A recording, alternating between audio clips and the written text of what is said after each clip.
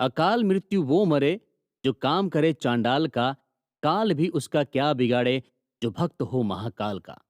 दोस्तों, वो कालों के काल महाकाल हैं, वो अनश्वर हैं, वही आदि हैं और वही अंत हैं। जिसने भी कालों के काल महाकाल को सच्ची श्रद्धा से पूज लिया, उसे कई जन्मों के पाप से मुक्ति मिल गई। इंडिया के दिल में बसा मध्य प्रदेश, जो अपने डिफरेंट कल्चर और रिलीजियस प्लेसेस की वजह से जाना जाता है। इसी मध्य प्रदेश का रिलीजियस शहर है उज्जैन, जहां बसते हैं महादेव।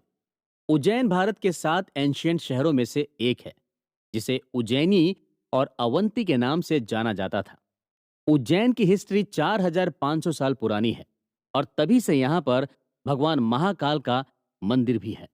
लेकिन कई बार इस मंदिर को नुकसान पहुंचाया गया और कई बार इसका रिनोवेशन भी हुआ। साल 1235 में इल्तुतमिश ने एंशियंट टेम्पल को पूरी तरह डिस्ट्रॉय कर दिया था। शमसुद्दीन इल्तुतमिश दिल्ली सल्तनत में शमसी राज्य का एक शासक था। आखिरी बार 18th सेंचुरी में मराठा काल में राणोजी शिंदे ने इस मंदिर का रिनोवेशन कराया था, जो आज भी वैसा ही है। शिप्रा नदी के किनारे पर स्थित महाकालेश्वर मंदिर भगवान शिव के 12 ज्योतिर्लिंगों में से एक है। यहाँ पर भगवान शिव का ज्योतिर्लिंग कैसे स्थापित हुआ, इसकी भी एक इंटरेस्टिंग कहानी है। शिव पुराण के अनुसार उज्जैन में 4 वेदों का नॉलेज रखने वाले बहुत ही विद्वान पंडित रहते थे। उनका नाम वेद प्रिय था। वो भगवान शिव के परम भक्त थे। वेद प्रिय रोजाना भगवान शिव का पार्थिव शिवलिंग बनाते थे और उनका अभिषेक करते थे। मिट्टी से बनाए गए शिवलिंग को पार्थिव शिवलिंग कहा जाता है, जिसकी पूजा के बाद नदी में या किसी भी जलाशय में विसर्जित कर दिया जाता है। भगवान शिव के आशीर्वाद से ब्राह्मण वेद प्रिय के 4 बेटे हुए, जिनके नाम देवप्रिय, प्रिय मेधा, संस्कृत और सुब्रीत थे। प्राचीन काल में असुर राक्षस ब्राह्मणों और साधु संतों को बहुत परेशान किया करते थे, जिनका जिक्र रामायण और महाभारत में भी मिलता है। उज्जैनी में भी एक राक्षस रहता था, जिसका नाम था दुष्यंत। दुष्यंत को भगवान ब्रह्मा ने वरदान दिया था कि हर युद्ध और लड़ाई में उसकी जीत होगी और उसे कोई हरा नहीं सकेगा। राक्षस दुष्यंत को इस बात का घमंड था और उसने पूरी पृथ्वी में आतंक मचा रखा था। उसने एक दिन अपनी सेना लेकर उज्जैनी पर भी हमला कर दिया और ब्राह्मणों और साधु संतों पर अत्याचार करने लगा। तब विद्वान वेदप्रिय के चारों बेटों ने लोगों को भरोसा दिलाया कि अगर वो सच्चे मन से भगवान शिव को पुकारेंगे तो भोलेनाथ जरूर उनकी मदद के लिए आएंगे। उसके बाद चारों भाई पार्थिव शिवलिंग बनाकर भगवान शिव की तपस्या करने लगे। उनकी तपस्या को बर्बाद करने के लिए राक्षस दुष्यंत वहां भी पहुंच गया, लेकिन वो चारों तो भोलेनाथ की भक्ति में मगन थे।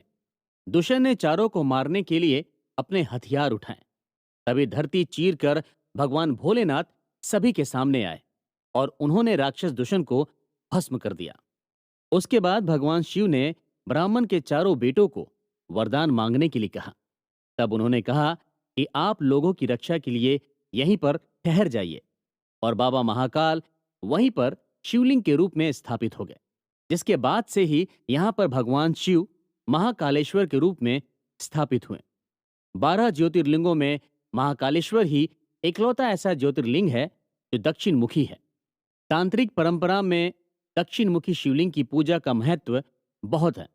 इस वजह से 12 ज्योतिर्लिंगों में सिर्फ यहीं पर तांत्रिक पूजा होती है। यहाँ पर भगवान शिव का रोजाना भस्म से श्रृंगार किया जाता है, और ये भस्म कोई हवन या यज्ञ की भस्म नहीं होती, बल्कि चिता की भस्म होती है, और वही भस्म रोजाना सुबह 4 बजे भगवान महाकाल को चढ़ाई जाती है। इसके बाद शिवलिंग का श्रृंगार किया जाता है। श्रृंगार के बाद आरती होती है, जिसे भस्मारती कहा जाता है। उज्जैन में बाबा महाकाल की भस्म आरती में शामिल होने के लिए कुछ नियम होते हैं, जो यहाँ आने वाले हर भक्त को मानने पड़ते हैं। भस्म आरती में शामिल होने के लिए पुरुष सिर्फ धोती पहनते हैं और औरतों के लिए साड़ी पहनना जरूरी होता है। जब बाबा महाकाल पर भस्म चढ़ाई जा रही होती है, उस वक्त सभी औरतों को सिर ढकने के लिए कहा जाता है। इसका मतलब यह है कि भगवान शिव को भस्म चढ़ाते हुए औरत नहीं देख सकती है। जब भस्म चढ़ जाती है और भगवान का श्रृंगार हो जाता है, तब औरतें सिर से पल्लू हटाती हैं और भस्मारती में शामिल होती हैं। भगवान भोलेनाथ को भांग बहुत पसंद होती है, इसलिए रोजाना शाम को उनका भांग से श्रृंगार किया जाता है।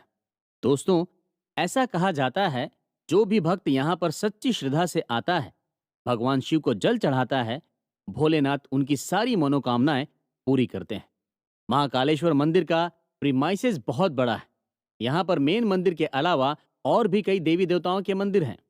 महाकालेश्वर मंदिर 3 फ्लोर में बना है, जिसमें सबसे नीचे भगवान महाकालेश्वर खुद बैठे हैं।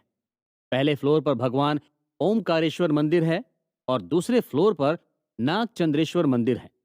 नागचंद्रेश्वर मंदिर की खासियत यह है कि यह मंदिर साल में सिर्फ एक ही बार खुलता है।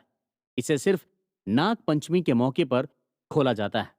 हर 12 साल में एक बार उज्जैन में कुंभ का फेमस मेला भी लगता है, जिसमें देश और विदेश से लाखों संत और साधु पहुंचते हैं, जो 1 महीने तक चलने वाले कुंभ मेले के दौरान उज्जैन में ही रहते हैं। इस दौरान लाखों भक्त कुंभ मेले में पहुंचते हैं और शिप्रा नदी में आस्था की डुबकी लगाते हैं।